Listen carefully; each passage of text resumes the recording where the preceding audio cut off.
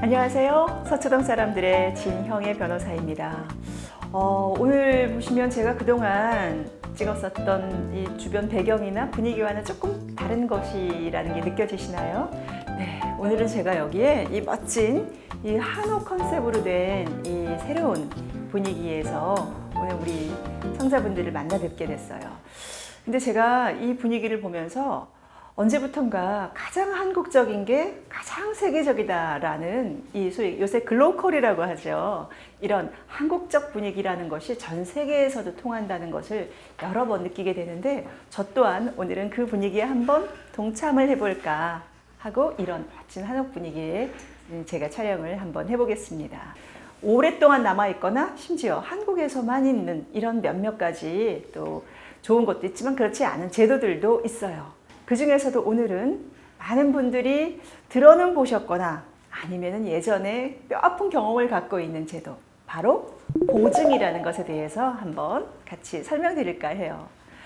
자, 제가 예전에 어떤 상담을 했었던 의뢰인분이 있었는데요. 그 의뢰인분의 집의 가훈이 보증 서지 마라 인분이었어요.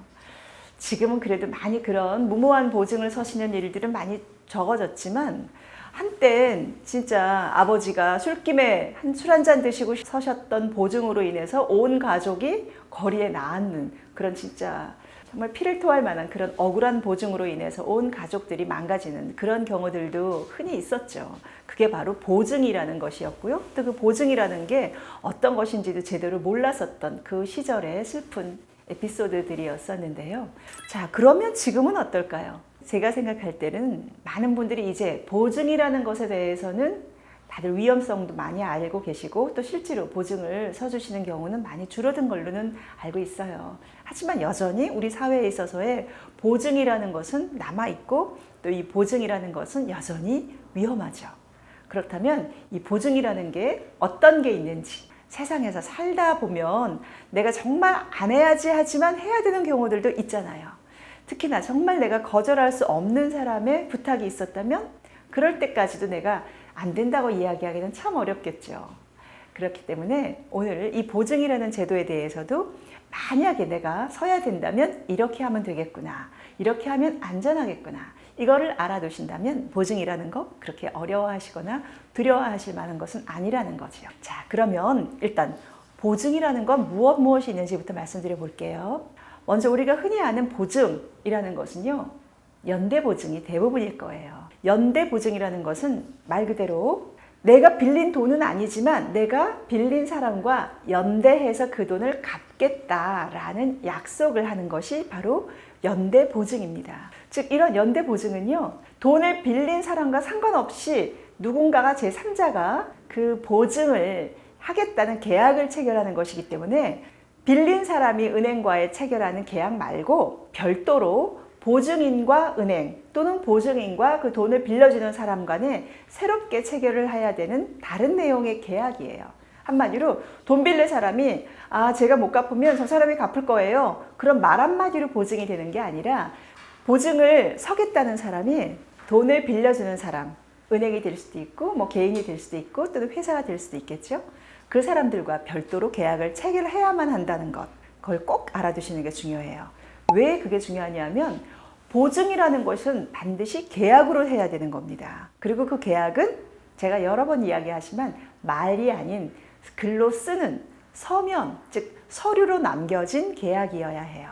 그렇지 않고서는 사실은 내가 그렇게 말했다는 것을 나중에 기억을 못할 수도 있고 또는 설령 기억을 해도 서로 기억이 달라질 수도 있겠죠. 그렇기 때문에 제일 중요한 것은 일단 보증을 하겠다는 것을 서류로 남겨놓는 것입니다. 연대보증이라는 것은 돈을 빌린 사람이 돈을 갚지 못했을 경우에 내가 그 돈과 심지어 이자까지 같이 갚겠다는 것이기 때문에 이런 연대보증이 가장 중요하고 가장 위험해요. 즉 연대보증을 할 때는요, 내가 언제까지 이 연대보증 계약의 굴레에 내가 들어있는지 이거를 명확하게 해놓으셔야 돼요. 그리고 또는 내가 이 사람의 돈을 얼마까지 내가 연대보증으로 갚을 의사가 있는지도 확실하게 해놓는 거, 이 두 가지가 제일 중요합니다. 즉 첫 번째로는 내가 연대보증을 얼마만큼 할 수 있는지 그 계약의 기간, 두 번째로는 내가 돈은 얼마만큼까지 내가 그 한도액으로 해서 갚겠다는지에 대한 그 금액의 범위, 이 두 가지만 사실은 정해 놓으시면 돈 또는 내가 시간, 이게 한정이 되면 그 다음부터는 예측이 가능하잖아요. 즉 최악의 경우라 하더라도 내가 얼마만큼의 돈을 손해 볼 수 있겠구나 라는 것이 예측이 가능한데, 그냥 무조건 저 사람이 못 갚는 돈 있으면 제가 갚을게요, 이렇게 막연한 연대보증을 하시게 되면 이거야말로 정말 큰일 납니다. 예를 들어 사업을 하는 사람이라면 사업 자금으로 지금뿐 아니라 계속해서 돈을 빌릴 수도 있겠죠. 그리고 그 돈이 개인으로서 책임지기에는 너무나 큰 돈일 수도 있어요. 그럴 경우에서는 진짜 예전에 영화처럼, 또 예전에 우리 부모님 세대가 겪으셨던 그런 것처럼 온 가족이 거리에 나앉을 수도 있다는 생각이 드는 건 거죠. 우리가 흔히 보증을 선다라는 것은 연대 보증이다라고 생각하시면 되고요. 이 연대 보증을 할 때는 두 가지만 생각하시면 돼요. 첫 번째로는 금액은 어디까지 내가 책임져야 되는지, 그리고 내가 이 연대 보증을 하는 그 기간, 내가 이 보증인으로서의 기간은 몇 년까지일지, 이거를 계약서에 그 두 가지만 기재를 해 놓으시면 어느 정도는 안심하셔도 괜찮습니다.